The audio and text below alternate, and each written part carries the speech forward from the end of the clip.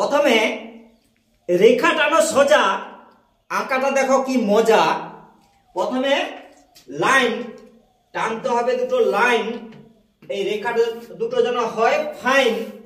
এবার দুদিকে ছোট্ট করে রেখা যাচ্ছে তো দেখা, দুটো হবে ওয়ান।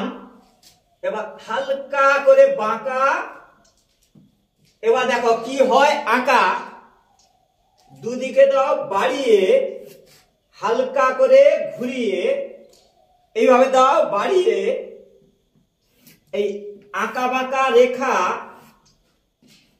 দেখো ব্যাটম্যান হচ্ছে আঁকা, ছোট্ট করে রেখা দুদিকে বাড়িয়ে এইভাবে সোজা, দেখো কি মজা।